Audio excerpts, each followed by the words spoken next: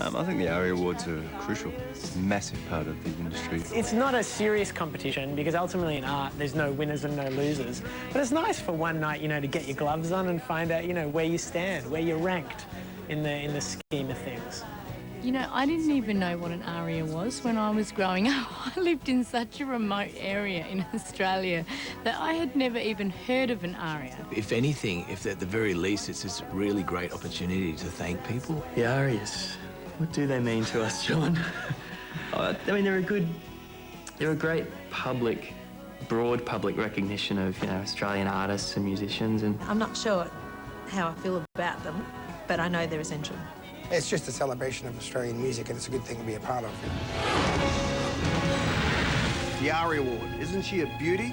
It's the highest accolade in Australian music. The Yanks had their Grammys, the Brits had their Brits, but this little bugger could crush both of them. And this year, the ARIA's turned 20.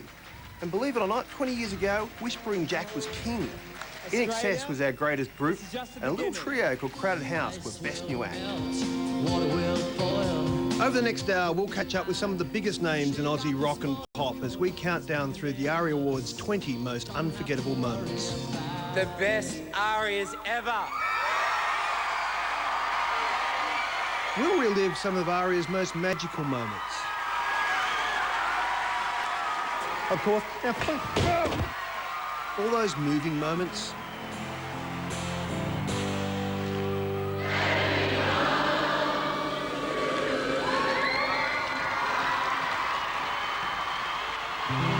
The loudest moments.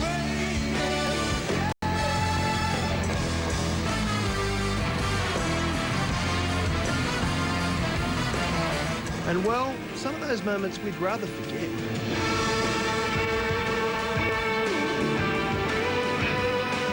And for the first time, we'll see what happened at the first 5 ARIA Awards, the ceremonies that were never broadcast. It may seem endless to you, by God it seems it to me. And which you were never meant to see on TV. shit, what a year. Well, I nearly said fuck then, I'm sorry. It's going to be a big show, isn't it? This is ARIA, 20 and counting. The first of our unforgettable ARIA Award moments, and number 20 in our countdown, stars Australia's biggest little star, Ms. Kylie Minogue. Congratulations, Kylie. Each time she's turned up to collect the award in person, our little Kylie has been haunted by the same reoccurring nightmare. You know what? I actually have... This is my worst nightmare, winning awards, and I can only just see over the microphone. Oh, really? You think if you knew I was going to win something, you could, like, lower them a little? I know what it's like to be short. I can feel it. I feel what she's going through there. I know. It's hard being short. It's all part of Kylie. See, good things come in small packages. That's up there with having a husband who's too thin, who can't pick you up and carry you over the threshold. That sucks too. And I mean, there are things in life that just physically, they will just, you know, set you back a bit. But that's, it doesn't seem to have done much to set her back at all. I probably look like an Amazon next to her. Like, it's ridiculous. I look like an Amazon next to Danny. I look like an Amazon next to them all. Maybe they could get her a box or something, you know, to stand on. You know, she could stand on the shoulders of a dwarf or something. You know, go total Freddie Mercury style, like a dwarf bathed in baby oil or something like that. You know, holding a cocktail in each arm. You know, let's get funky with this a bit. You know, let's get rid of the suits. Let's get the baby oil out. Kylie's worst nightmare is number 20 in our countdown of ARIA Awards' most unforgettable moments. We're not adjusting the mics for no one. Yeah! 2005 was Missy's year. It kind of feels like it's a party tonight, so I decided to wear my best party frock. Missy Higgins took home 5 statuettes and was named Australia's best female artist. Well, my life's kind of ridiculous at the moment. This is just ridiculous. Oh, hang on, I've got a speech in my boob. She gave a wonderful performance.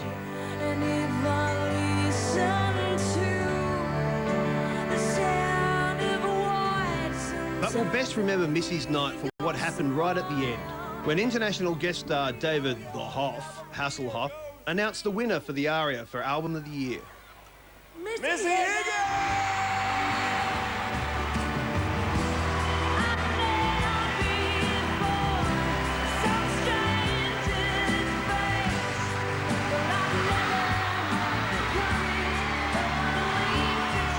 What else do you do to the Hoff? Just jump on him. He's the Hoff.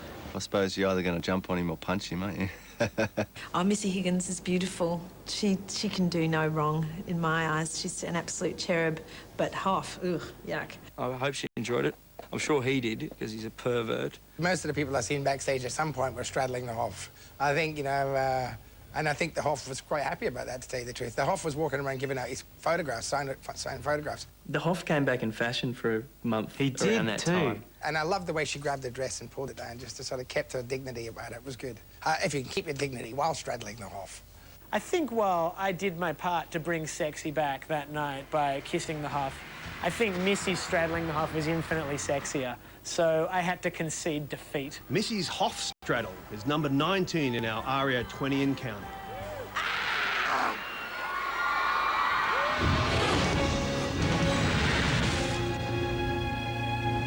For better or for worse, international guest hosts and presenters have always played a big part in our ARIA Awards, right from the very start.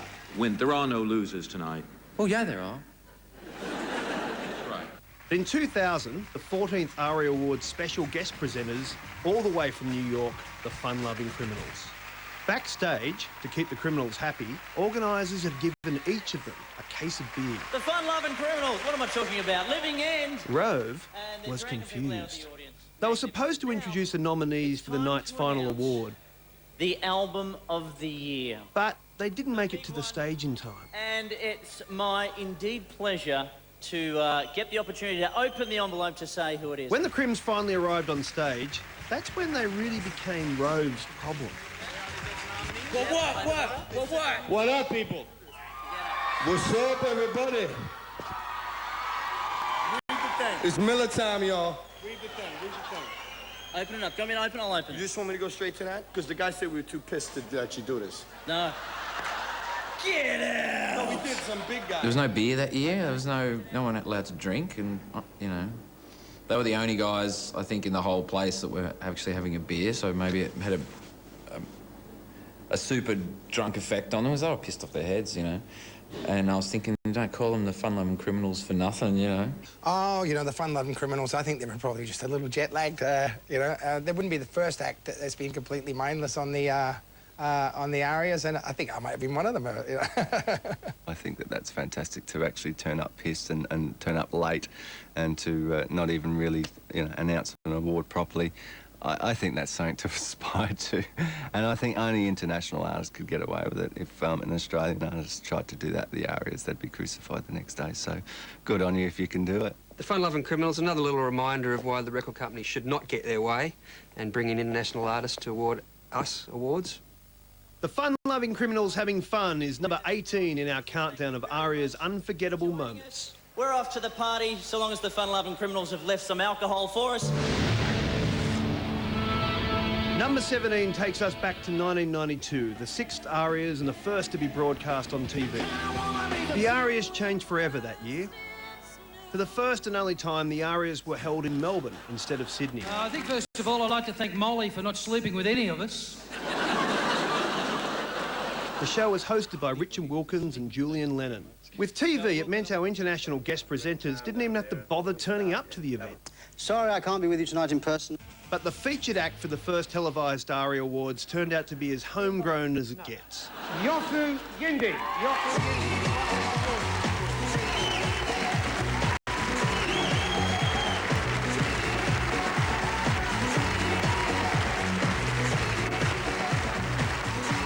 I thought I'd say something in my own language first.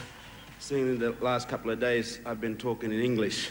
So I'll give it a break.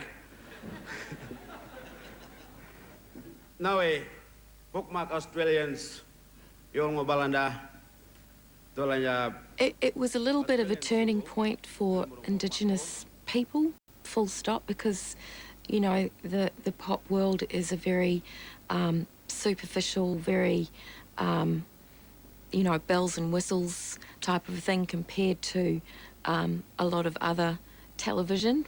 And I think the fact that Yothi Yindi was highlighted was great. It was the first time it was broadcast. Nobody was sure how it was going to go, you know, what was going to happen. But Yotha Yindi, I think, were the saving grace of the whole show that time, because, you know, it was just great that Mundaboy, who was such a great bloke, and Treaty was such a great record, that they were acknowledged in this country. You can't even fathom the importance of that to the Indigenous community and to the world. You know, I think it was such a proud moment to everybody. Yotha Yindi, stealing the show, comes in at number 17.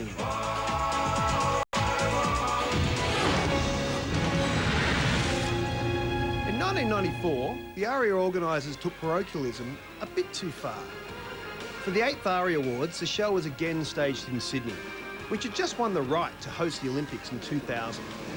So the ARIAs, with help from guitar legend Tommy Emmanuel, put on an Olympic tribute, the likes of which we hope we'll never witness again.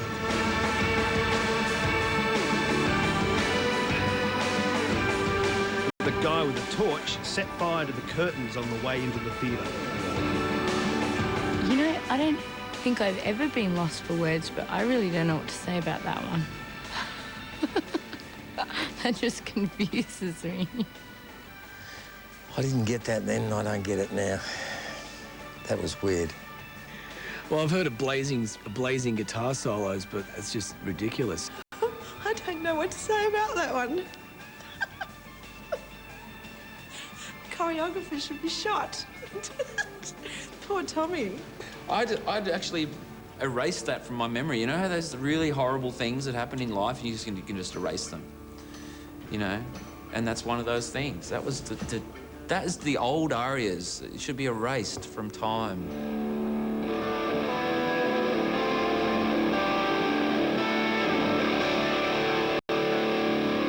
Burning Down the House, Olympic style, is number 16 on our ARIA Award 20 and counting.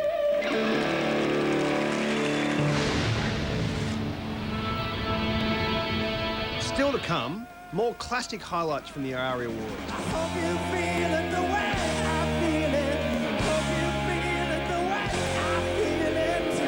With lots of never-before-seen footage from the ARIA archives. Good to see something like this happening at last. We'll see a guest host get very grumpy. Well, ladies and gentlemen, that's it. I know that I won't be applying for a job at this sort of thing any longer. A best male artist confess everything. My name's Alex Lloyd, and I'm an alcoholic. As well as more of the greatest ARIA performances of all time.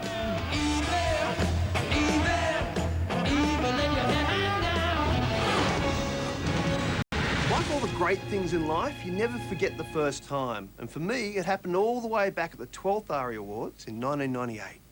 The first time I went to the ARIAs, I was in a band called Machine Gun Fellatio, but no one knew the band, and it wasn't that group getting the ARIA. The winner is No Aphrodisiac, the Whitlams. Me and my old bandmate Pinky had helped another buddy of ours pull together a little tune called No Aphrodisiac. This isn't the band behind me. These are two fellows that you wouldn't know. No, you should never forget winning your first ARIA, especially when it coincides with your mum finding out what it really takes for an Aussie muso to make a decent living. One of them makes pornographic movies, and the other one claims to be one of the finest sexual technicians of this or any other century. I don't make pornographic movies. I'll let you pick them. Enough of me crapping on about my own ARIA. We're actually here to count down the 20 most memorable moments of the ARIA Awards, and here we are at number 15. Tim Friedman picked up more than just the Song of the Year award back in 1998. His band, the Whitlams, already had 2 ARIAs by midway through the show. That was nearly like the Emmys. 2 of the band were in the toilets. And that's when the night's surprise presenter was announced to the house.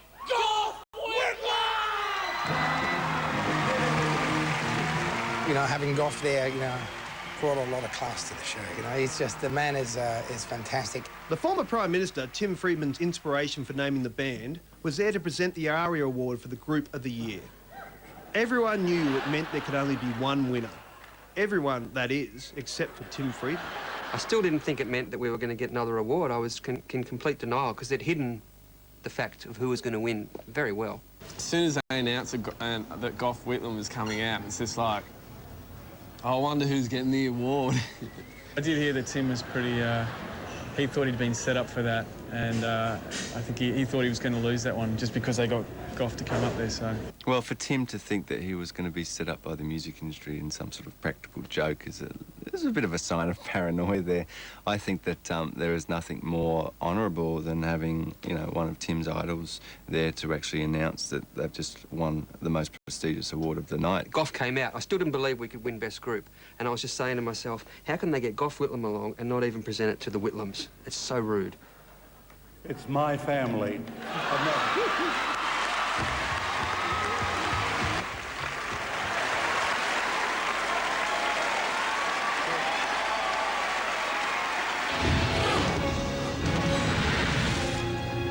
In 2002, the booze was well and truly flowing again.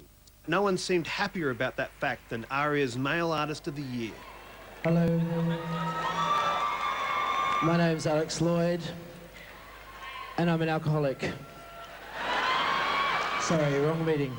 And then I'd just like to say, just on a personal note, and with Kylie Minogue and Natalie Imbruglia and, you know, Grease, you're the one that I want, and my fiancée, I think Australia produces the most beautiful women in the world. Thank you very much. He's got a few of those moments, doesn't he? I love Alex. He's such a good friend of mine. He's a beautiful person, but he has some really strange moments in public. I know Alex pretty well, and he's been backstage drinking my rider some nights. He likes a drop. For Alex Lloyd to say that he's an alcoholic actually doesn't surprise me. I've been out on the piss with him one night. The ARIAs, it's a long night, you know. It is a really long night, and when you drink, it can be even longer. Okay, there's lots of alcoholics here, but that's why I'm feeling so comfortable. The Confessions of Alex Lloyd is number 14 on our list of ARIA Awards' unforgettable moments. The 1994 ARIAs proved to be a big night for pop star Peter Andre. He took the first award of the evening for highest selling single. And I want to thank everybody that has believed in me, all my supporters, all the people that have believed in me from the start. You've helped me come this far, so in 1994, let's all take it to the top. And then danced up a storm.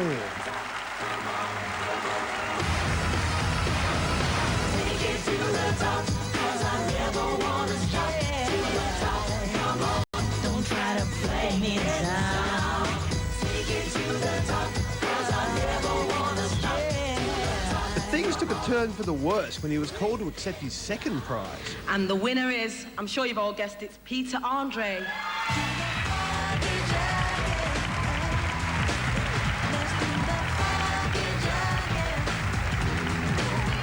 Where are you? Where are you? There's a call to nature or a call to the podium. It's a hard choice, I suppose. Poor Peter. Peter Andre missed his presentation. Where was he? He was in the toilet. And where is he now? He's sort of odd in a kind of weird and wonderful way. Peter Andre was very talented. Funky Junkie was a just disastrous song. I wonder who wrote that. Did Molly have something to do with that? Because Indecent Obsession, I think, were better than Peter Andre. All right, well, I'm told I have to accept it on his behalf. I think that's definitely one of the funniest moments, without a doubt. And then busting into the room. Nice try, Pete. Don't worry about it. And congratulations, by the way. Our next performer is Ben. There's a great look running in. Am I late? I am, I'll leave. Peter Andre missing in action is lucky 13 on our most memorable ARIA moments. In all the years of the ARIA Awards, no other performance has received a reception quite like John Farnham's in 2003. After a record-breaking career spanning 4 decades, The Voice was finally inducted into the ARIA Hall of Fame. When Glenn told me that I was being inducted, I bloody nearly fainted. And that was cause for a unique celebration. We're out someone's daughter. We're out someone's son.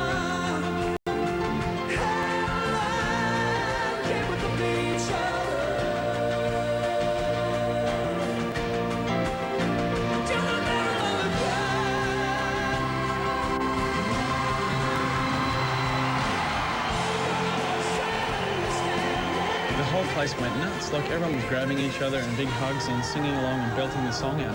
Whether you like John Farnham or not, you cannot help but respect the guy. You know, his workload for the last, 35 years or whatever has been incredible. I remember right at the end, Rove came out and said, look, anyone in this room that is not standing right now has no soul. And I look over, and there's my dad sitting in his seat, eating his dinner. And I'm like, that's so typical of my dad, because even though he's someone who loves music more than anyone in the whole world, the only thing he loves more is food. And nothing was going to make him stand up and stop eating his food, not even John Farnham singing You're the Voice. I really wanted Pressure Down. That's my favourite Johnny Farnham song. But it was good. I love the way Farnsey always, goes, thank the band. I think it's quite nice. It's novel, isn't it? It is. It'd be nice sometimes. Yeah. He is a phenomenon, and deservedly so. He's worked hard. He's one of the incredible singers. He's somebody that actually deserves everything that comes his way. Kasey Chambers won her first ARIA back in 1996 as part of the Dead Ringer Band. In 1999, Kasey got an ARIA in her own right. Oh, thank you. 2002, Kasey was voted Australia's best female artist.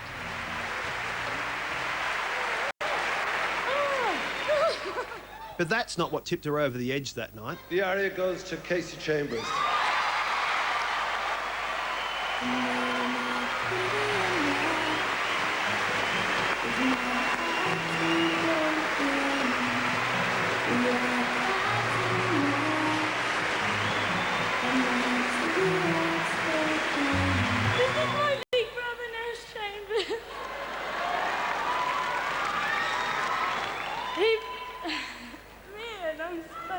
I vaguely remember the moment of winning Best Album, which is something I never ever thought that would be in my grasp at all. The fact that she said, this is my brother. And she's such a gorgeous, earthy kind of girl. She's probably saying, you see, it takes more than just me to make all of this happen. And people just love her because she's just got that real, just Australian modesty. It was Bob Geldof that was there and presented the award, and when he read out my name. And when I got up there, my initial thought was, I need to go over and get that card off him and just make sure that he said it right, because I think he may have made a mistake. I'm like, there is no way I am winning Album of the Year, but I thought, it's probably a little rude to just walk up to Bob and go, are you sure, mate? Do you know what you're talking about? Did you read it right? So, but that was incredible. I just never thought anything like that would ever happen to me. Overwhelmed and overjoyed, Kasey Chambers' memorable moment, number 11. I now can't believe this. Man. Coming up shortly on ARIA 20 and counting, we relive more of ARIA Award's most emotional moments. You can sing one for Paul with me if you want.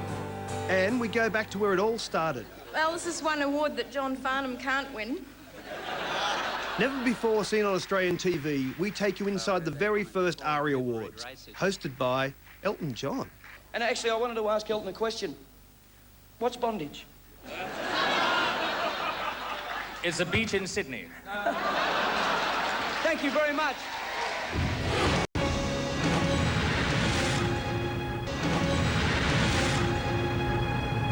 The ARIA Awards mean so many different things to different people. To some, it's all about the rock and roll fashion.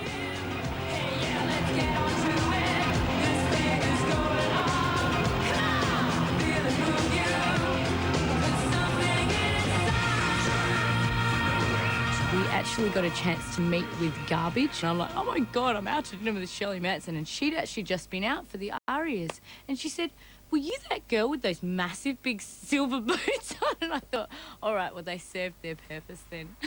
She remembered me. To others, it's all about the celebrity.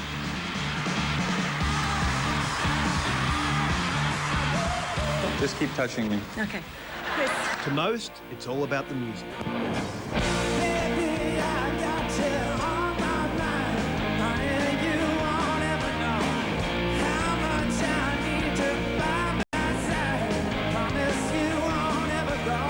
I think I was always inspired by Michael Hutchins' performances.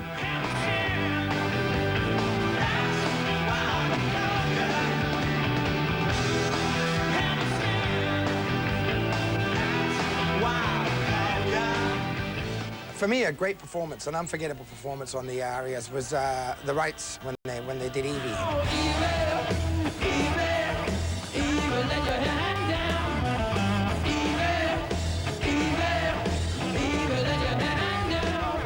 And just to see Barnsey up there, it was moving, you know.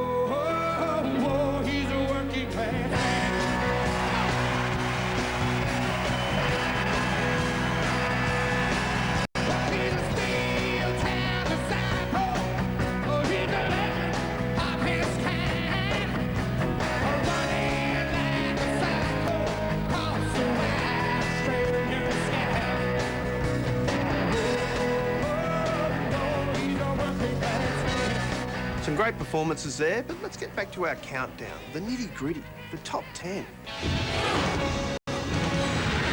1994 witnessed a changing of the guard at the ARIAs.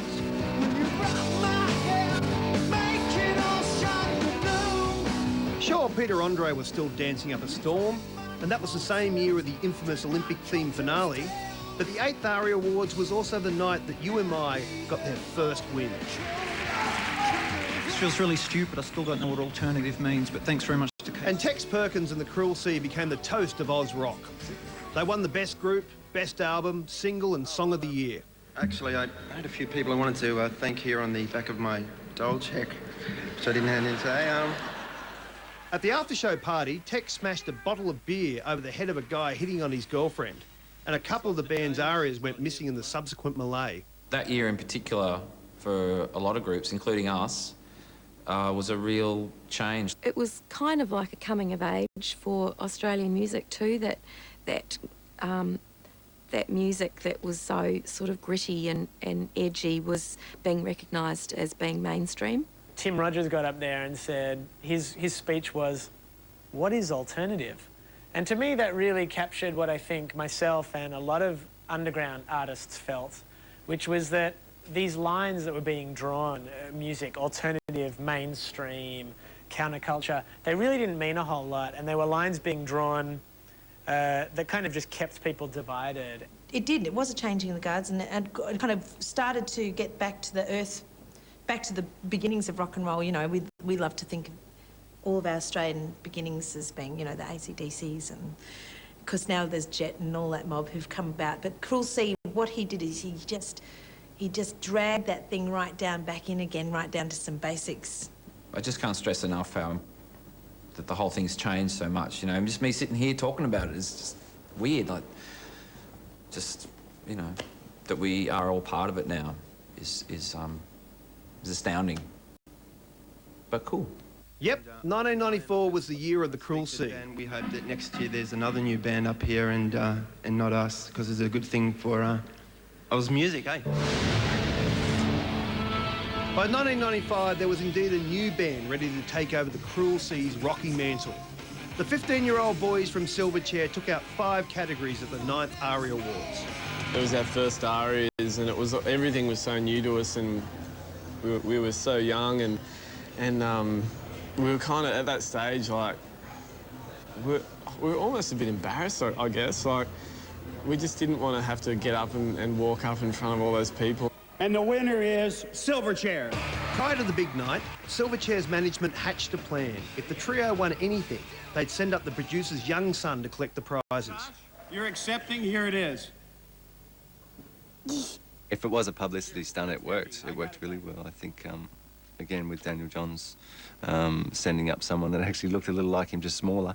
There would have been a lot of people out there who thought, just for a split second, just for a moment in time, that kid was in the band, that he was one of the members of Silverchair, because they're so young themselves, you know. I thought that was very funny.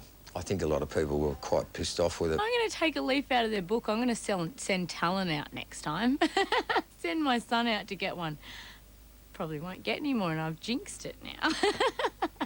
They did that because no one was sure whether they were going to appear at the end or not. So, and then whoa, it's Silverchair. Silverchair did finally appear on the stage at the end of the night, performing alongside UMI's Tim Rogers.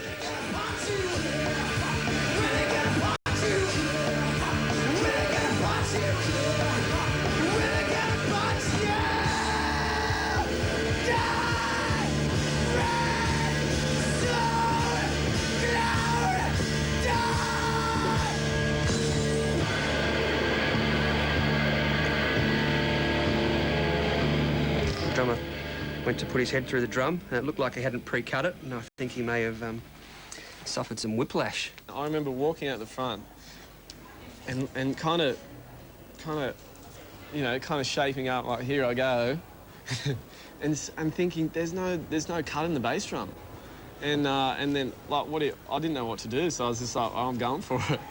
So I ran and headbutted it, and saw stars for probably 30 seconds. I think I must have lost millions of brain cells. The Silverchair graduation party comes in at number 9 on our most unforgettable moments.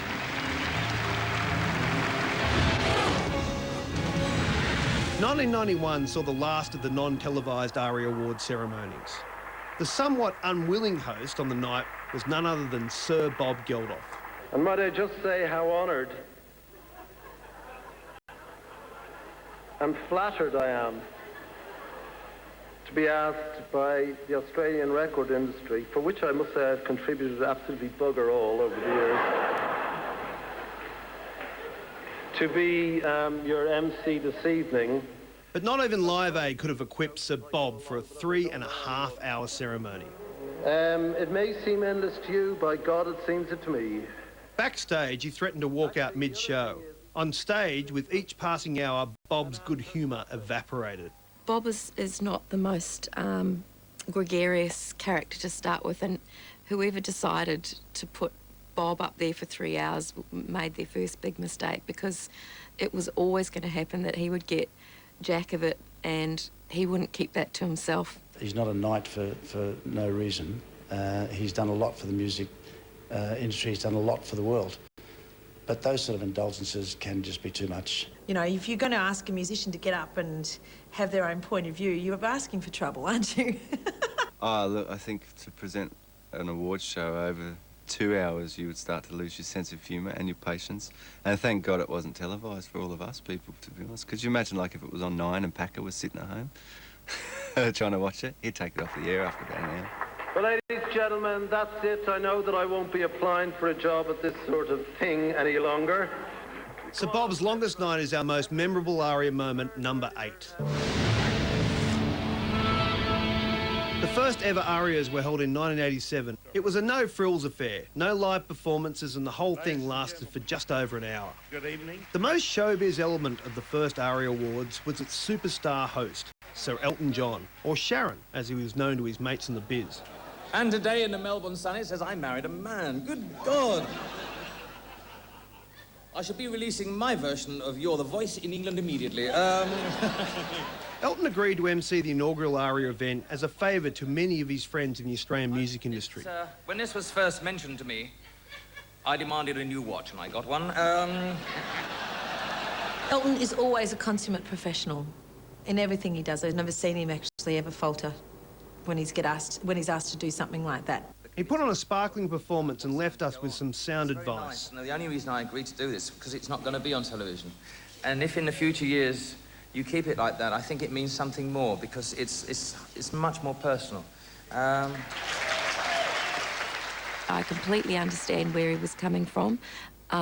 Television does have an impact on programming, and it must have an impact on winners and losers. It does become a whole different vehicle, there's no doubt about it. But it's 2006, this is what happens. It's television. It's not going to change now to go back to an industry event. And we'd had award shows before that. There'd been different award shows, but nothing ever maintained. And, you know, the industry was pretty self-destructive in those days. Everybody was trying to beat each other to death and wipe everybody else out. It's become something that not only the bands can look forward to, but the fans can look forward to. It's sort of changed the shape of it a bit, but it's but underneath it all, it's still the same thing. It's peers voting for peers. And God bless you all. Thank you. The Elton John show saw the birth of the ARIAs, and it rates as number 7 in our countdown. Another star shared the limelight with Elton that night at the very first ARIAs. For John Farnham, the 1987 ARIA Awards capped off the most remarkable comeback in the history of Australian music. Shit, what a year. That year was the culmination of an extraordinary year for John. There's no doubt about it. We'd had some highs and some lows. He'd gone through being Johnny Farnham in the 60s and 70s to lead singer with Little River Band. He'd gone through some hard times, and we'd both gone through some hard times. And Whispering Jack was a concerted effort by us both to concentrate on making the album that I felt was always in John. The results of the first ARIAs reflected Farnham's absolute domination of the local pop charts. There was sort of no surprise to me that the industry particularly voted on its feet for John. It was certainly a great way to launch the ARIAs with an incredible singer, with an incredible success story. 80s Farnham. When Farnsy in the 80s was just the mullet. He was just cool. When he used to go on Hey Hey at Saturday all the time, he was just cool. And not that he's not cool anymore. My mum and dad were huge fans of John Farnham, as a lot of probably people's mum and dads were. So I guess, you know, indirectly it's influenced us, and John Farnham's persona and success and everything about him has influenced us in many ways, especially myself. John Farnham was just this phenomenon at that stage. You know, it was, I suppose it was like a bit like Delta was in years to come, where everybody and everything in the music industry was, point of reference was John Farnham. And the winner is him. John Farnham, you're the voice. Farnham took home 6 awards, a one-night record, which would stand for a decade. It took a pop duo from Brizzy to eventually break Farnham's record one-night haul from that first year.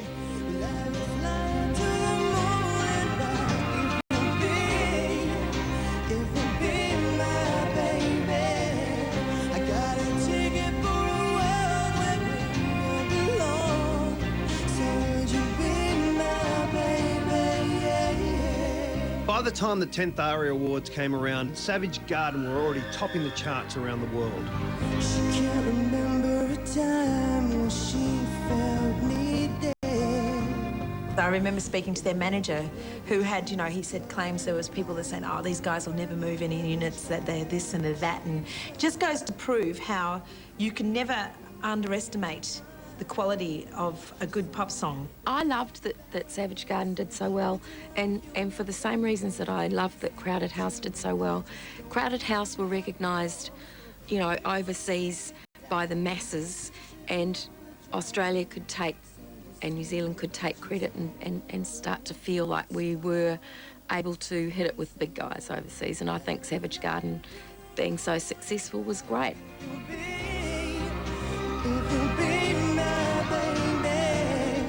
Savage Garden didn't win every ARIA at the 1997 awards. It just felt that way. And the winner is Savage Garden. To the moon and back, Savage Garden. Savage Garden. Savage Garden, Savage Garden. Ladies and gentlemen, that makes an unparalleled 10 ARIAs for the night. The most extraordinary performance by any act in ARIA history. Savage Garden.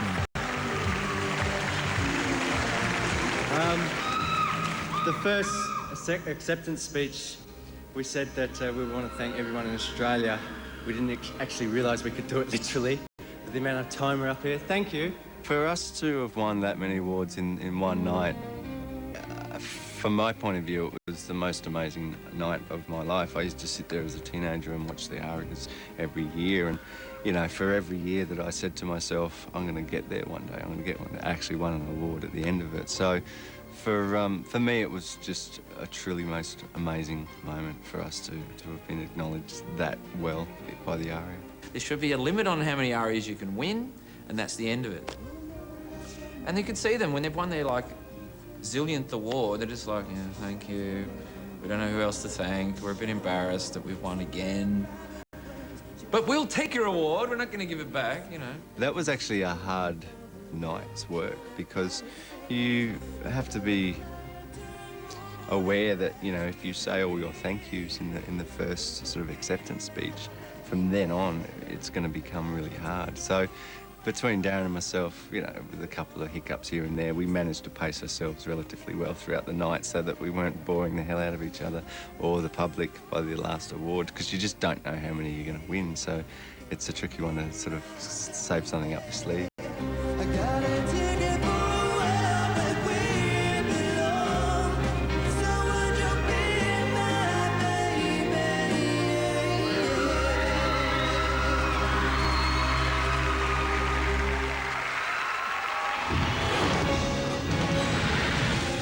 Silverchair returned to the ARIAs in 2002, which in itself was something of a miracle. Daniel Johns has spent most of that year in agony, suffering from a debilitating condition called reactive arthritis. No one knew if Daniel could ever perform again. Hey Daniel, how you going tonight, mate? Good, thanks, Rove. Feeling very excited about getting up and performing? Yeah, more than you can imagine. And this will be the first time in how long? I don't know, since March, 6 months, says Ben. The day before the ARIAs, organisers still weren't sure if Daniel would be well enough to attend. It was decided that we were going to do it, and Dan said he should be cool for it. And I think we only rehearsed like maybe 3 or 4 times because he was still not 100%. And yeah, so it was, I don't know, it was always a little bit touch and go leading up to the performance. But Daniel was, yeah, it was all good.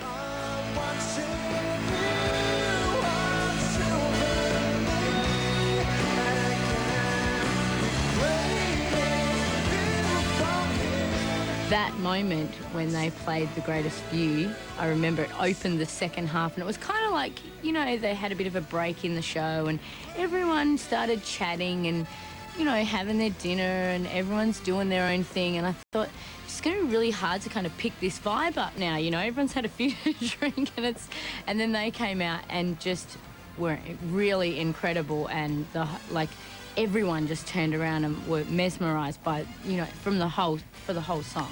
You know, how severe his pain was, I think, was probably the issue on everyone's mind. Was he going to be able to actually stand there and perform the song? And there was no doubt about it. They came out and blew everyone away. It was a really good performance, incredible. And, you know, the horns in that were just amazing.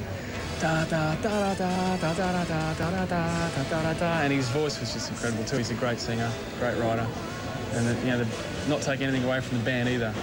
Chris and Ben, yeah, they were as a band, they just killed it. That's part of what made Silverchair's return in 2002 so remarkable.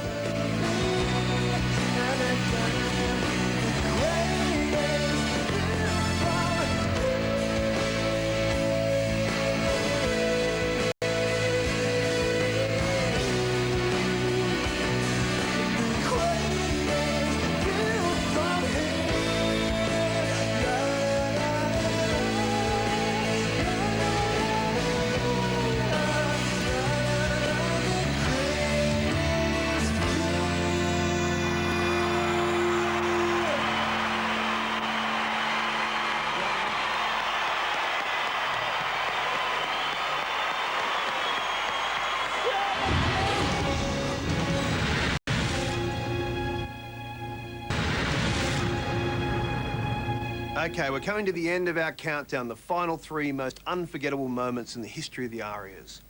Any guesses?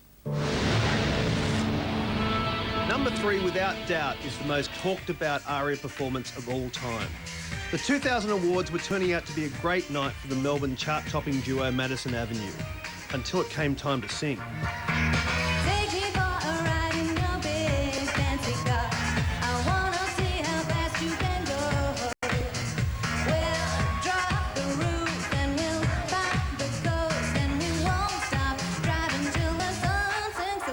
I just was dumbfounded at what was going on and whether it was Australian to begin with. I thought I was at Eurovision.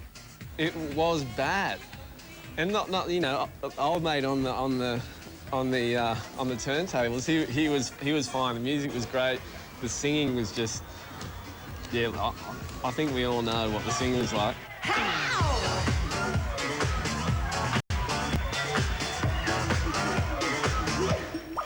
Oh, well, now when I was a little girl, my mama sat me down. And the water. What was up with the water? But I thought it was so bad that it was actually really good. It was just one of those car crash moments you see unfolding before your eyes. I felt really sorry for her. I thought it was extremely brave that the young lady from Madison Avenue, you know, insisted on singing live. She was very, very inexperienced, and I think, you know, nerves just got the better of her. You know, it was really, really tough to watch as not because of her singing, but because, you know, I knew what she was going through. When you get nervous, your voice just locks up and you get dry, and she was trying to do the right thing, and it fell apart, unfortunately. We watched rehearsal, and she had lost her voice completely. So I think she was struggling a little bit, and that's why she had the glass. Yeah, it was full of, I don't know what it would have done, but it helped a lot, which is good. I thought it was all part of the show. I thought there was some sort of erotic act. Oh, did you think like ping pong balls and shit?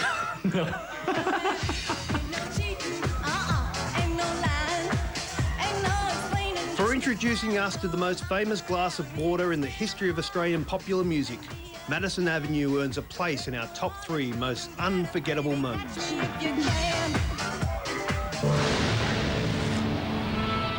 At number 2 in our countdown is an ARIA Award performance that will never be forgotten for an entirely different reason.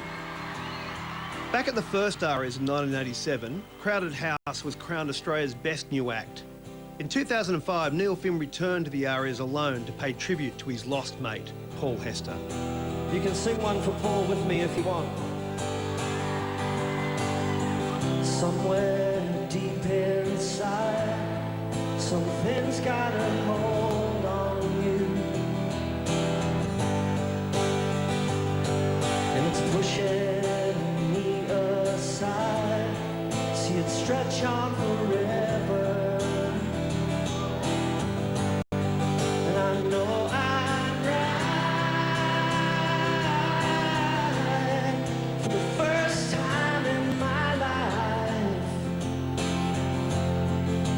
That's why I tell you, you better be home soon.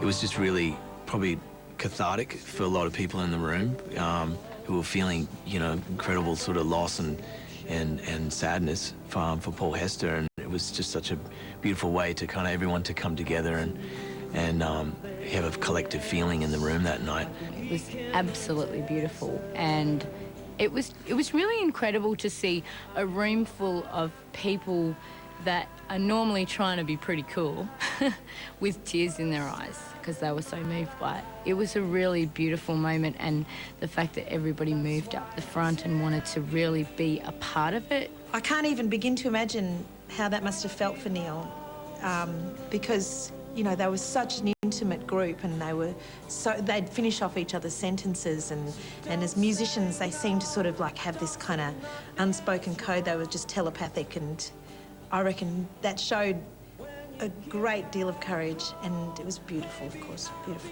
Having the crowd right at the end just belt out the last words was amazing, and I think everyone got chills. I was sitting at the table next to Neil, and I saw that he was very vulnerable, and it was a big deal for him to get out and play this song. And I actually walked into the dressing room. We were next door to each other. Walked into his dressing room and just to say well done. And Neil was just had to have a moment on his own because he was in tears, and you know, and I felt like I had intruded in his privacy, but also, you know, just felt like I'd shared a moment with him because he, you know, it was an incredible performance under, you know, really tough circumstances. For the first time in my life, and that's why I'll tell you, you better be home soon. Oh, and that's why I'll tell you.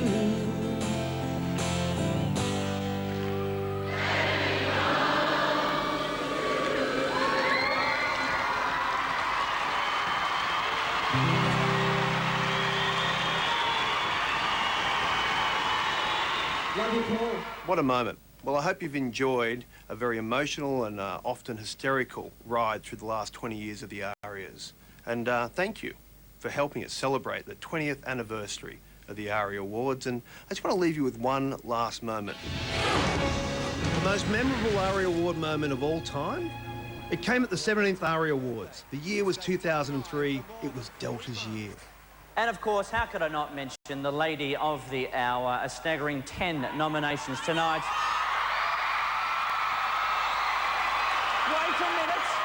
No, ladies and gentlemen, Delta Goodrem.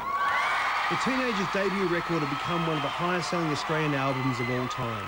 And then Delta got cancer. I was behind closed doors the whole time that my album was being at #1. I was in the hospital going, I just can't, I didn't feel it. I didn't know what it felt like with the people actually listening to the music and how they responded. So the ARIAs was the first chance I got to feel the support and feel it on a physical level of, oh my gosh. It seemed like everyone in Australia was cheering for her when Delta chose the 2003 awards to reappear in public.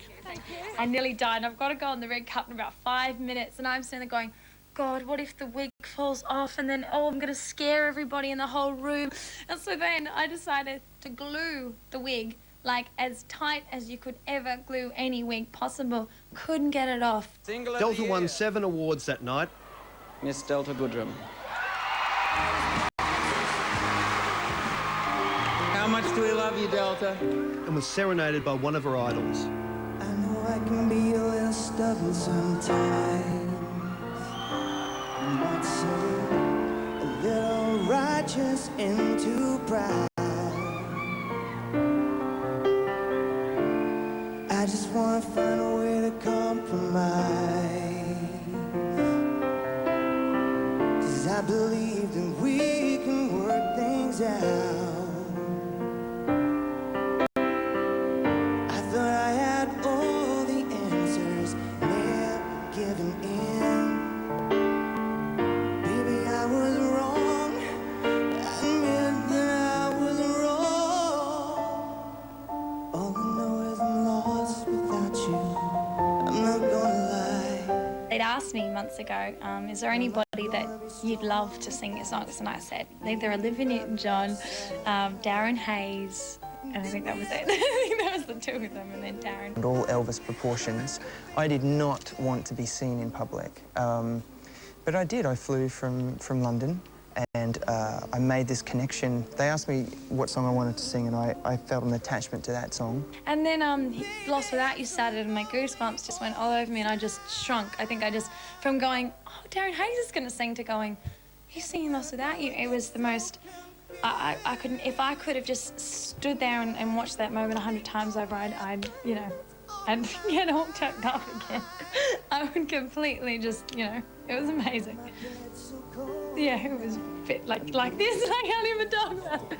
I'm so sorry. Only you can make it right. No, I'm not too proud to say. All I know is I'm lost without you. It was an evening that Australian music will never forget. It was a pretty incredible moment when Darren Hayes played Delta's song, and then to turn around and look at her and see the look on her face and how moved she was by it. That was pretty beautiful. It's one of those beautiful tragedies, you know, that pop music can sometimes dish out, you know, it's weird. You know, having seen a lot of sick kids in hospitals, I think that would have been great inspiration for a lot of kids especially, but, you know, adults as well, and I think that's good. She was just really glowing that night. I thought that was amazing to watch her arrive and be able to endure that after having had such a mortal freak out. And that makes I think we won Best Album, didn't we? I remember slipping her a little note saying you can't possibly win Best Rock Band or something. Yeah, nice. That we did, I think we did win. And Yeah, we did win. She didn't win, and we had a little moment. Yeah. there. I didn't even notice her winning any awards, really. No. Because we won an award. That's all that mattered to us.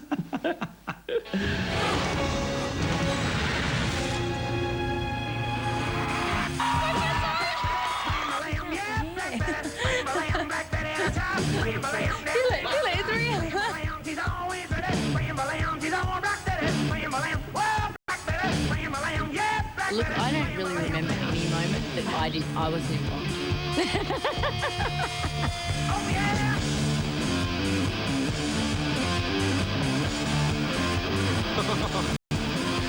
put that in there. That's an amazing thing she's got on, isn't it? Marty liked it, he was looking at it. Don't turn away, I'm talking to you, for God's sake. Man. You're the only one I know here, for fuck's sake, give me a help, you know? Holly Minogue. Oh, get stuffed.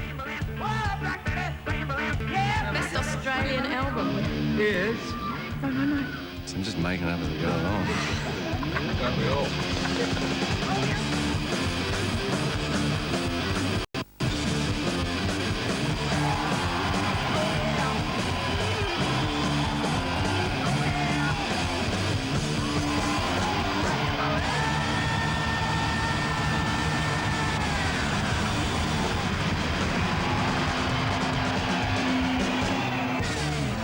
Say bye-bye. Bye-bye.